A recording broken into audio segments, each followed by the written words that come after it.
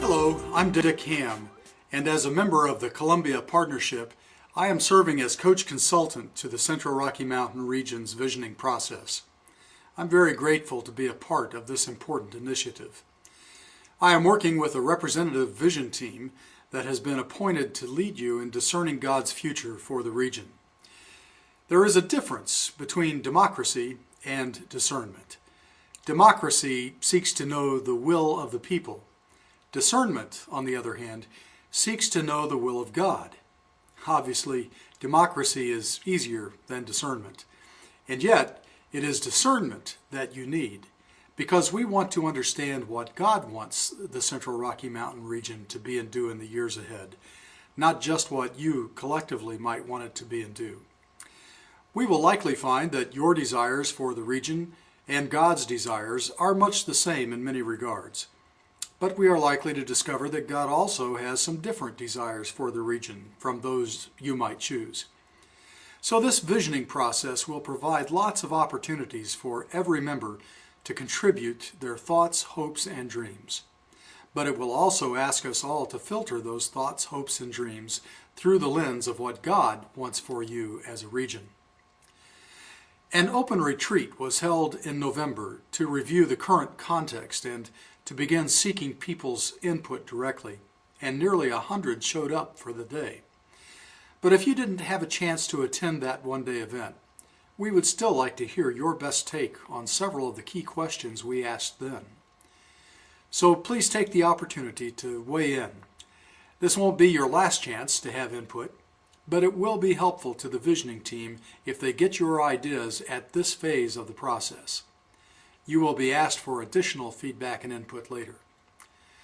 God's blessings, as together we seek to discern God's future for the Central Rocky Mountain region. Hi, I'm Dan Woods, Regional Moderator and also Chair of the Regional Visioning Team.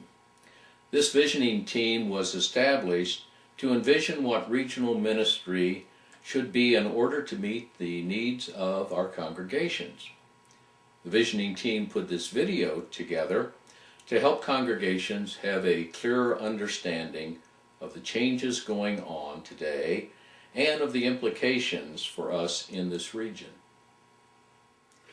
Now, as we launch into the 21st century, the world seems like an uncharted ocean.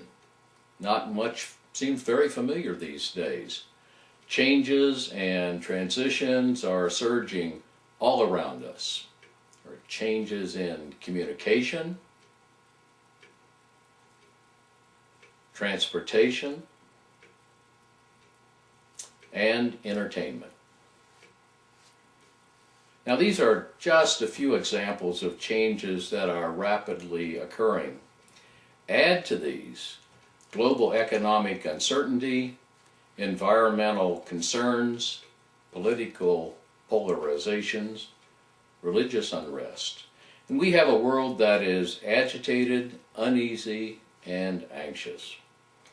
And we find ourselves in the midst of sweeping cultural changes in social structures, institutions, and relationships. It's not an easy time to be in the church.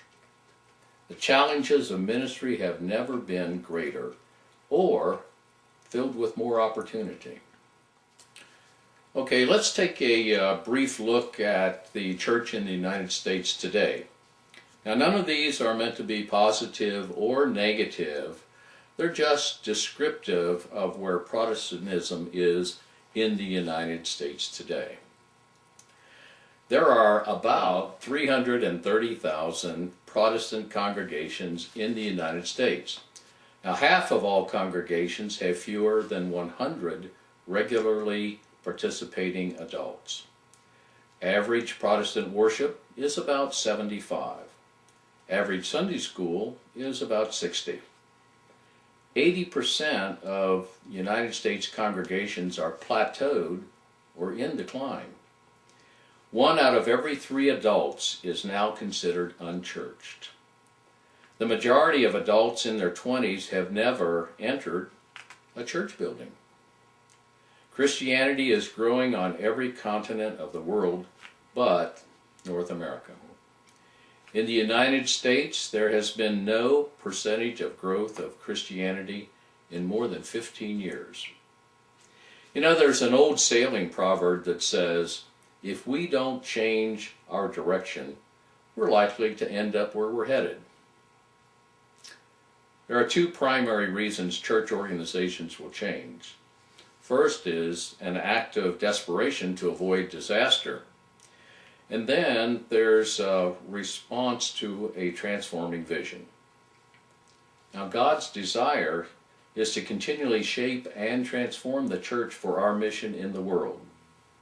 Transformation is not a destination, it is a journey. So let's look at that journey. The kind of change needed to move a congregation or a region into a transformational journey is not only technical, though technical change is important. It does require adaptive change, deep, abiding change that begins with a reconsideration of the organization's core values, its actual context, and its mission. Change that is driven by a vision of faithfulness in real time, in the place you really are. Modern thinking tends to think in terms of gradual, fast or slow improvement of a current system. However, many modern systems are simply not up to the challenge of serving the needs of the postmodern context. Thus, it is not a matter of gradually changing a system, but of transforming the system altogether into something that is new and adequate for the challenge. There will still be elements of the old in the new, and some continuities between the old and the new. No need to fix things that aren't broken. But the system itself will likely be based on a new model, a new way of doing business. And because the context is changing so fast these days, the process of reinvention will be ongoing. A journey, not a destination. Technical change seeks to fix something within a system, without changing the system itself. Adaptive change alters the system itself. It is the difference between patching a hole in a flat roof and replacing a flat roof with a pitched roof. Or, in the case of the region, it is moving from a hub and a spoke model to a networking model as the foundation of how the region does its work. So, having looked a little at the journey, where are we now, really? Well, we're not in Kansas anymore, as Dorothy said to Toto. We're in a postmodern world. There are various ways of describing the world we now inhabit: postmodern, post-literate, post-Christian. Postmodernity is basically a shift in the way we understand and process information. It's not actually an historical event. It's a new way of understanding our world, causing a significant shift in the way we think, learn, and communicate. In one of his books, author and futurist Len Sweet said that postmodern surfaces are not landscapes, but wavescapes, with the water always changing and the surface never the same. There are 6 generations active among us today: the builders, the silents, the baby boomers, baby busters, millennials, and Generation Z.